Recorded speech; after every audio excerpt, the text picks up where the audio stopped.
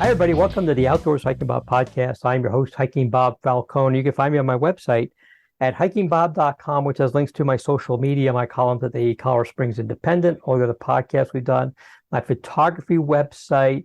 And also, you can contact me with a link there and also look at the previous newsletters and send me an email if you have a suggestion for a topic or a guest or anything like that. And if you're not a newsletter subscriber, please do. But if you've missed some, there's actually a link. You can go back and look at earlier newsletters and just keep up with me and stuff like that. And you can also help support this podcast at Patreon, patreon.com/hikingbob, and help pay the bills and support the podcast. And we really appreciate the Patreon subscribers that we have. And you can get rewarded for being a patron, depending on your level of support. But we appreciate all supporters. So we have that. Today, my guest is a familiar guest here on the show. We've had her on a little bit ago, Angie Davis, who's the executive director of the Teller County Regional Animal Shelter. Hi, Angie. Hi, Bob. It's so good to be back with you again. And more than anything, we're just super excited to talk about our furry friends. We love and adore these little guys. So thank you. And the listeners can't see this, obviously, but Angie has in her hand in her lap right now the cutest little puppy who has just been cuddled up with her. It's just the cutest thing. Completely 180 degrees from Cole, who's a Tasmanian devil of a dog sometimes, but he's also sitting right here at my feet. And I have earplugs on, so he doesn't hear me talking about another dog and getting all jealous and everything. Angie, thank you so much for being on here. Thank you so much for the work you guys do up there in Teller County and in that area up there. You were telling me before we got started that this month is kind of special for you guys, for your organization. So tell us a little bit about what's going on in October with you guys. Thanks, Bob. It's very, very special. In fact, like I was saying, this segment with you is being with a partner with Hugh Berger Subaru, who is off of 1080 Motor City. They and the ASPCA opened up their hearts and their doors to TCRAS for the month of October to help wonderful pets with special needs. So many pets do come to shelters that have special medical or behavioral needs. And like my friend that I have on my lap, his name is Jesse. He's a puppy that came to us that was abandoned. And again, that makes him a special puppy with needing some social time and learning to be an acceptable pet. But we also have amazing pets that, in fact, one of the pets that they're going to highlight for us is a lovely lady. She's a husky. She came to us with vision issues, and we found out that she has juvenile glaucoma and cataracts. She's only a year old, and she has these medical issues, which makes her a very special friend for sure. But a friend that has a long life to live and to be loved. So with Hugh Berger and the National Dogs Day, which is October 22nd, which is on a Sunday, we will be at Hugh Berger on the 21st from 11 to 2 p.m. With our furry friends to hopefully enjoy the National Dogs Day with their new family. So we're over the hill that Hugh Berger is allowing us to partner with them through this month of October. I think Cole would tell you that as far as he's concerned, every day is National Dog Day. Amen. Yes, I agree. He wants to be the center of attention at all times and be the alpha dog, so to speak. I am certainly not the alpha dog in this house. Cole definitely is. So when you have these special needs pets, like one with vision issues, how do you I'm assuming the idea is to find them a special home because you don't want to have them there at the animal shelter forever. How do Correct. you go about finding? I mean, I mean, it's a challenge having a puppy to begin with, as we all Right. know. Having a puppy is a challenge. You know, you're training them and trying to get them to be housebroken and things like that. What is it that you try to do to get a special needs dog into a home? What does it take to do that? Well, it does take a special owner or family to take on a special need pet because there's either additional medical or additional behavior. Like we had a friend that came in to us that came from an abusive situation. So not only was it a medical piece that needed to be cared for, but a behavioral piece too. So the great thing about shelters is that their partnerships and their rescues um, have a lot of resources now to help families with that need support with behavioral or medical. Shelters and rescues aren't just taking animals and hoping and praying that a family will take the animal and can handle the issues, but they're also here to help with resources to help with the future with them. So they hopefully stay out of shelters and rescues, that they can stay with their family forever. So that's been the neat thing about animal welfare these days is there's so many resources that your local rescue or shelter can help provide or guide you to. So I guess one question I have is how do you get these special needs? I mean, you're an animal shelter there. Are these animals that are these pets, dogs that you pick up yourself in the Teller County area? That somebody bring them to your attention? How exactly does that work that you get these special needs dogs?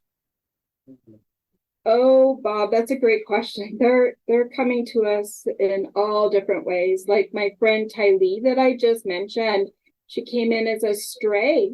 So we had no behavioral or medical um, history with her. And it was through the observation with our volunteers and our staff members that we noted some things and with our local veterinarian helped us guide us to find out why she was having some issues. We have people contacting us trying to rehome their pets.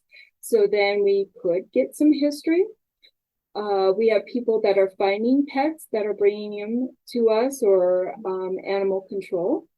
And we also help our local shelters in the state and out of the state with animals that they're trying to rehome also. So we get furry friends, in all different ways. Cool. So I'm guessing that when a shelter gets an animal, that there's a certain amount of I know for a lot, and I'm probably using the wrong word here, a certain amount of preparation that goes into getting a dog ready for a home. I know when we got Cole here, he was in a foster home for a while, and they did a wonderful job getting him ready to be adopted. What does it take when you have, and his only special need is that he just craves attention, but don't all dogs. Um, what does it take? Do you have like special staff or special training, or how do you take one of these special needs dogs and prepare them for going out there and being adopted by a family? Well, you mentioned a wonderful program that a lot of shelters and rescue groups cannot do the amazing job that we do is the foster care program because animals coming into shelters or boarding facilities are in a situation that is pretty stressful and not getting to know their full potential that's where a foster home is so valuable to us. In fact, Tylee's in a foster home right now, where she's learning what a buddy is to help her guide her through her sight issues. Foster homes help with medical needs, like if someone has a orthopedic issue, to help them recover better, and then get them the exercise. Our volunteers, we our one program that you're aware of is our Doggy Day Out program, and that has given us so much insight to our friends, where people come and take a dog for the day to go hiking with, and they get to see how that dog interacts with people walking the trail, or dogs that are walking the trail, even how they react to wildlife too, right? New sounds, new motions that are in front of them. It just gives us so much insight. So that's very, very important. And of course, our volunteers and our staff team, are very observant. They're all animals before they go up for adoption get spayed and neutered, vaccinated, microchipped. So there's a lot of preparation that happens prior to, an animal finding a new beginning. So I guess, we had talked about the day out, which I think is just a great program. Somebody who can't own a dog, but they can come and get a dog and take them out for a hike. I think that's just wonderful. But I guess I never thought that that's actually a two-way street. It also is a good way to get that dog acclimated with being with people. And I guess it really is a good evaluation tool for where that dog might be for being adopted out. Oh yeah, and the dog also gives back to the person that is needing a companion for that day. A lot of people are being brought to a new state without their pets that they used to have from their families, or life changes. We're constantly doing life changing, and or a person that mentally is struggling and just wants a companion to connect with. And so it's a win-win for both sides. It's it helps the dog get out of the shelter and experience new things and be loved, and it also helps the person who is doing the program with us benefiting, having a day with a friend where they don't have to worry about when is its next meal, or how am I gonna afford landlords or whatever. It's just where they just have that day of connection. So it's a lot of fun. It's been a great program, and we're so excited that Mutual Rescue tapped us on the shoulder to see if we would be interested in doing the program. And why not? We're in a beautiful area in Teller County. We have such amazing hiking areas to enjoy, especially now with the colors. Oh yeah, so many places up there to bring a dog, and I bring Cole up there quite a bit. Matter of fact, going up there right after this, we record this podcast. So, how many special needs dogs do you have there at any time? Is there an average, or sometimes you have some and sometimes you don't have any, or how does that work? Well, there, special needs friends, it does fluctuate, but a lot of shelters and rescues are seeing that more now is behavioral and unsocial dogs. So, we average about 4 to 5 special need friends that are in our shelters. Or there's a lot of things that we were seeing with orthopedic issues. They were hit by a car and have a leg that's being repaired, or they ended up with a heavy blow to the head where their major dental work was being done. Heartworm, heartworm is on the rise right now. So, that kind of gives them a special needs for a little bit. But, they're all things that are easy to work with and figure out with your local shelter or rescue. And your veterinarian is a blessing. And there's so many trainers out there. Like, one thing I'd love to see is how many of our community have disabilities, no matter if it's PTS or they have amputees themselves, how much an animal connects with them, and that they end up with a social group because they get involved with trainers to help their pet become a special service dog, where they have to train the dog on different noises and high impact crowds and other animals approaching them and things like that. So they get a great benefit from having a furry companion. And some of the national parks are now allowing service dogs. You do have to check with your parks before you assume they're going to allow the dog, because the dog has to be highly trained and not chase after wildlife, and that's very important. Cole would have a trouble with that. Just ask him anytime he sees a squirrel or a rabbit. Squirrel. Squirrel and rabbits. Yes. Yeah, I'm going. Actually, oops, I said the word rabbit. He's looking at me now like, where is it? So, sorry, Cole. Just kidding. It's okay. It's okay, buddy. You mentioned orthopedic issues. We had that orthopedic issue with Cole last year where he, I guess they call it a CCL, but similar to an ACL on a person.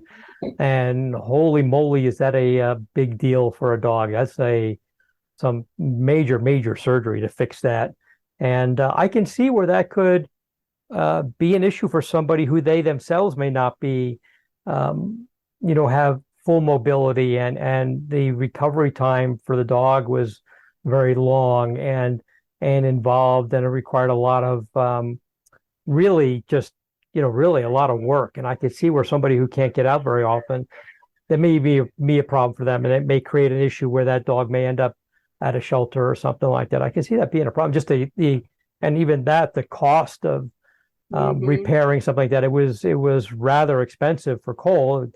Obviously, had to be done, but I can see where that can impose some issues for people when they have a thing like that. And, it's just happens, he, like a person, you step wrong or do something wrong, and next, you tear your ACL and you're in surgery and rehab and all that kind of stuff. Fortunately, he is back to normal and running around like a maniac. So I think he's okay, but I can see that where it poses some problems for people when they have an issue like that. Well, Bob, you were mentioning recovery. People get so eager to get a furry friend hiking right away. And I appreciate that you allowed the recovery time, because then he can enjoy his life a lot longer if he had that recovery time to do things slow. Like, we recommend, even when someone takes a dog out for a doggy day out with us, don't do a 2-hour hike. If anything, go for 30 minutes, go 15 minutes out and get 15 minutes back in, just so you know what the pace is and how things are going, and watching your animal to make sure it's not stressed trying to keep up with what you're trying to do. So I appreciate that. Yeah, Cole hurt himself in July, and I don't think he was actual hiking with me till Thanksgiving. We got his surgery in, we were lucky, fairly quickly, but it was Thanksgiving before he was actually able to go hiking, and it was a long process. And it was difficult for me to not say, hey, let's go for a hike.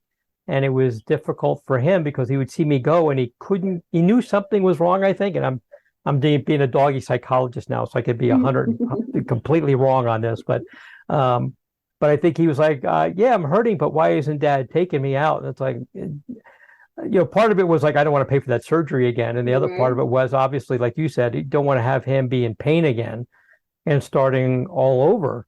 And there were other less expensive alternatives, but I also knew that for his age, they were not going to last as long as having the surgery done. There were some things, and if he was an older dog, we may have done something a little less intrusive, but knowing that he still had many years left is like, well, I had to do this. And but I can see that being an issue for people if they are, don't have the means to pay for something like that, that can be an issue for them adapting to a dog that may have some problems. So I really appreciate the work you guys do to get people, get people matched up with dogs and get dogs out there with people who can take care of them when they have their special needs. It's pretty important stuff. We don't think of, I think we don't think of animals as having, our pets, our furry friends as having special needs, but they do, just like many people do.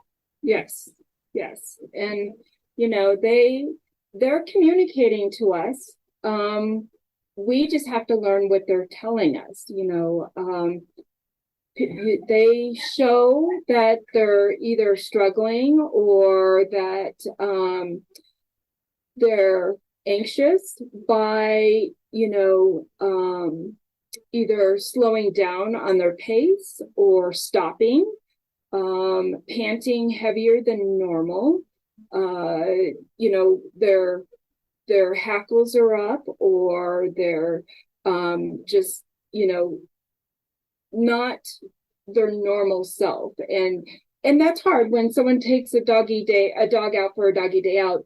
That's the first time meeting them. So, again, that's why you kind of have to get to know your friend and stop, like every 5-10 minutes, check in with your pet, see how they're doing.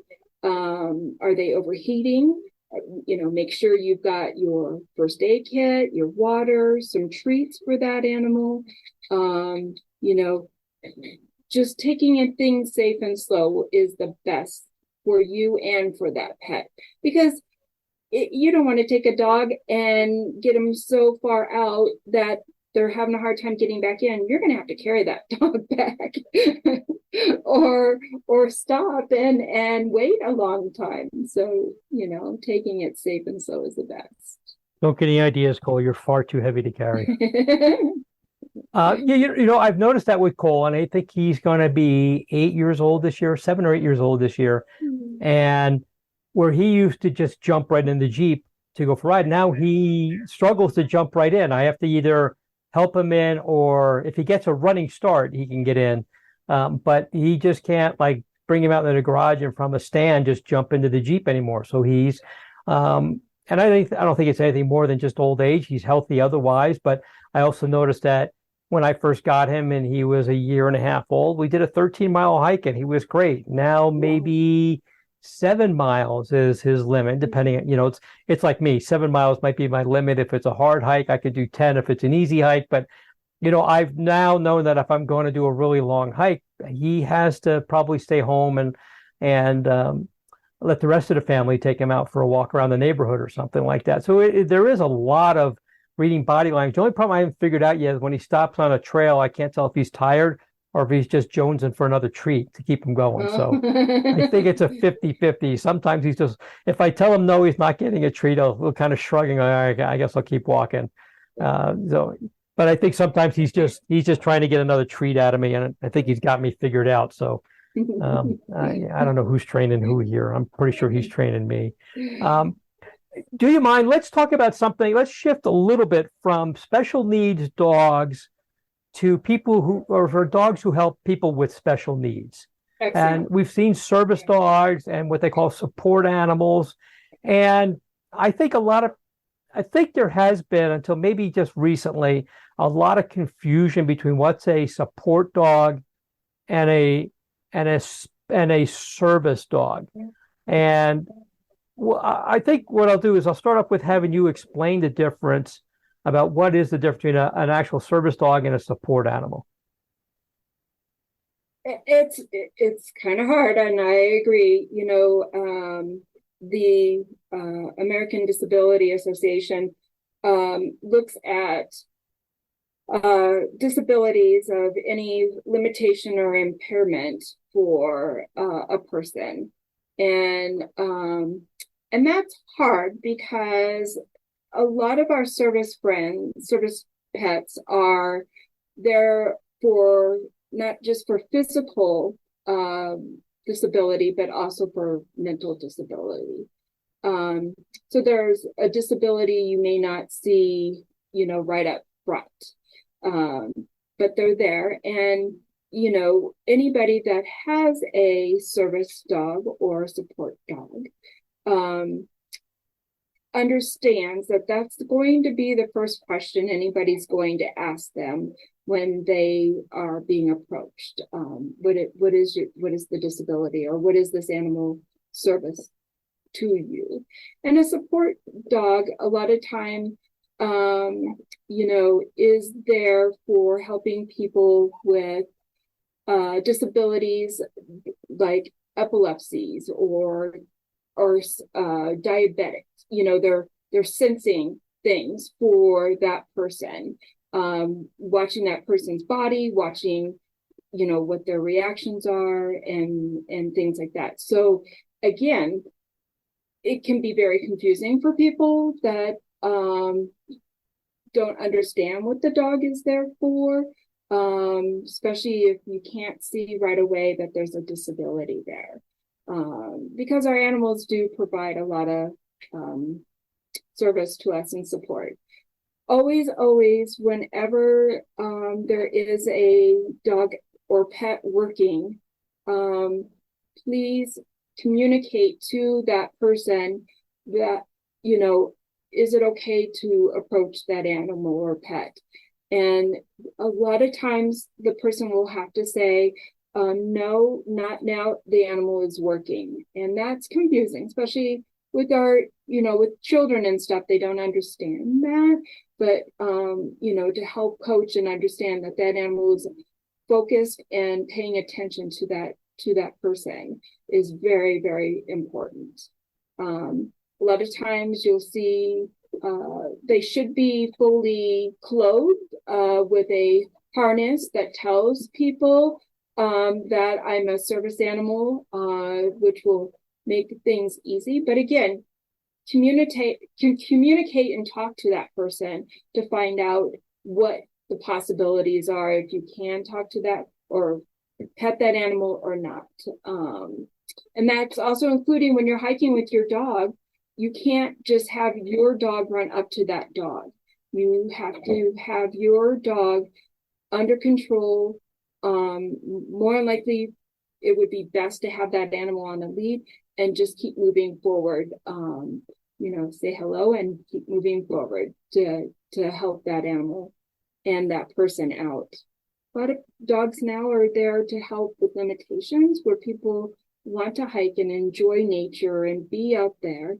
And that animal is helping carrying things for that person, since that person might have limitations on doing that too. So, there's a difference, but yet it's still the same. You still have to acknowledge and talk to the person, and that person will help coach you through what is happening there. We had a friend some years ago who had a very serious hearing impairment and had a dog that was trained to, if I can remember correctly, trained to that if it heard like the doorbell ring or something, would alert them that there was somebody at the door. If the phone was ringing, would alert them. So is that a support animal, or is that, to me, that seems like a service dog? It's performing a function, but is that actually would be a service animal? Okay. Yeah. And I guess we hear about emotional support animals, and I want to start off by saying I don't take away that animals are incredibly emotionally supportive. I can tell you that with my dog, but I think unfortunately some of that has gotten a bad rap because there have been people who have done pretty questionable things in the names of trying to get their pets probably places where pets shouldn't be, and claiming their support animal. People bring their support alligator or support turkey, and and again, I'm being very careful here. If you have a support animal that helps with PTSD or something, by all means, that's very legitimate. Yes. I understand that, but we acknowledge that. I think we have to acknowledge that there are people who abuse that to a certain degree. I think the issue has become is that there's no, and correct me if I'm wrong on this, I really hope I'm wrong on this, that there's no really nationally accepted standard or training or certification that somebody can show that their dog is actually trained in something. Is that, am I correct on that or am I not correct on that? Because my goal is that if somebody says their dog is a support dog or a service dog, I want to be able to know that that dog really is what they say it is, so that that person gets the appropriate accommodations, for lack of a better word. So that's a great question, Bob, because we are so lucky because of the questionable of someone, gets something off the website saying it's a service dog. People that are actually with service dogs go through certification through there are trainers with companion animals that will train that animal for service. There's freedom service dogs, there's Victory, there's so many fantastic organizations that are out there training and certifying that animal, because Bob, I kind of mentioned it, that you just can't pick up a dog and say, okay, it's my service pet or service dog, because that animal has things to learn and to figure out and to be able to sense, to help regulate that person that is going through whatever disability or limitations that they have. So yes, there are certifications that a service dog should have to become a service pet, because again, it's they're working, they're supporting that wonderful person with some limitations. I'm sorry, I was hoping I could bring on one of our friends from my Life Unleashed, Lisa, and we weren't able to grab her quick enough. She's fantastic, and shelters and rescues will be happy to direct people if they are needing a service pet. Great. No, you answered the question, because my goal is that I would rather go into a situation where I saw a dog that had a vest on, like you said. I mean, you can go on Amazon and buy a vest, and whether that dog is trained or not. I want to go into a situation where I trust more that that dog is really what that owner claims it is, than sitting there having a nagging distrust that they're using that as a method of getting something that they probably should reserve for somebody who really needs it. And I'm trying to be very careful here, because again, if a dog helps a person cross the street, go for a hike, answer the door, detect that they're going to have a seizure or something like that, those are all really great things that dogs do. And I want to make sure that those people don't have anybody distrusting them because of the misdeeds of other people. Kind of where I'm at with that. Absolutely. Yeah. And Bob, I can tell you it's 10 times fold for the people that have disabilities and limitations, because they're the spokesperson for those service pets. So they want that to have, that trust to be there for the public too. And I'll give you just one anecdotal thing, and it kind of had me wonder about this. I volunteer at Cheyenne Mountain State Park. I'm the trail ambassador there, and there's only certain trails that dogs are allowed on there. And one day I'm hiking patrol in the park, and I encounter somebody with a dog on a trail. They're not supposed to have dogs. Dog didn't have a vest. The dog was pulling and snarling. And when I approached him, I said, "You can't have dogs. They go with a service animal." And as a rule, I'm not allowed to question that, because there are specific laws that protect people, health information, stuff like that.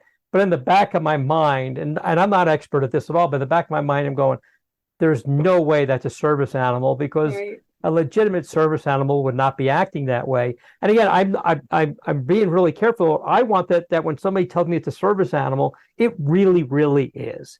And I want those people who are doing this as a misdeed to really stop doing that Doing that. and let the Right. legitimate people out there. I mean, I could tell the difference. Obviously, I knew that that's not a way no service animal I've ever seen has acted that way. And it is a tiny percentage of the population. And what everybody come away from this is if the dog is a support animal or service animal, it really truly is what people say it is. And that Right. they are really doing something beneficial for those people. Cole here just keeps me from going crazy. So I think that's his Don't thing. all don't Yeah. all of our animals, and that's heartbreaking because again, you know, uh, anyone with that has a disability knows the value of a service pet and the hours. I mean, there's so many hours that are involved with training, getting animals into different situations so they can react appropriately. So they have that bond of that connection to say, leave it, and keep moving forward. That it takes so much time and love and dedication for those special service dogs to be out there. So it's heartbreaking when people abuse that piece for sure. And if I understand correctly, it could take a year to train a dog Yeah. for that. And for those people who are waiting for that dog, that's a long time for them to not be able to enjoy the outdoors or whatever it is, waiting for that dog. So when they get that dog, obviously they know that dog is well trained and they cherish that dog is going to help them live a better life. So we want those dogs to be out there for people and for people to to enjoy that. So I mean that's really my whole goal here. I hope I'm getting my message across correctly. You Um, are. I, You're wonderful. I'm trying to make sure I get that across correctly. I think that those dogs that are trained for that it's amazing, and the patience that's involved, and Yes. finding the right dog to do that, is I can't imagine what that takes. Just to be able to find the right dog with the right temperament and intelligence and that kind of stuff to do that. Be great. Do you guys do any of that kind of training at all, or do you leave that to other groups that are more specialized in that and training dogs for special purposes? Yes, we definitely leave that to like we have at least 3 trainers that work with special service dogs or special service pets. And they're phenomenal. The time that they're committed to those pets are just amazing. In fact, we had a little puppy that was adopted from us. And he had it was hard work. He was just about 3 months old, but he had to go to the hospital every day on training to learn. You can't, react to every person that walks up to you. You have to stay still. You stay underneath your chair.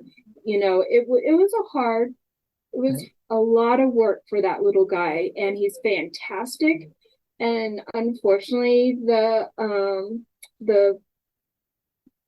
person that he was trained for passed away. But the interesting thing was his wife ended up having so much anxiety and a lot of issues that he actually became a support dog for the husband that passed away. So they just give so much to our lives. That's great that worked out that way. I mean, sad that the person passed away, but great that worked out for him. Angie, this has been a great conversation. It's always fun to have you on here and talk about our four-legged furry So friends. fun And to talk to you. Cole, I'll Yes. tell you right now, you do not have the temperament to be a service dog, but he's a sweetheart anyway, just for me. Remind us again the dates of these events you have coming up.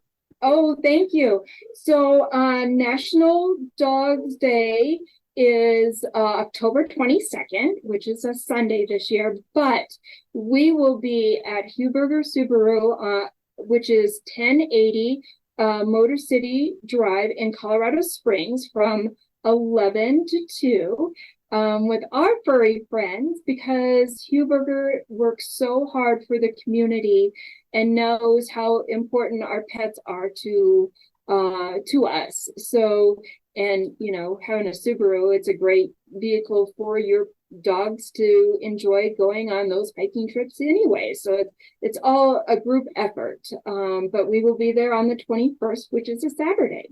So we hope everybody will come out and say hi to us. We'll have a raffle basket that has some great TCRAS and pet stuff in it. So come on down and put your name in the raffle too.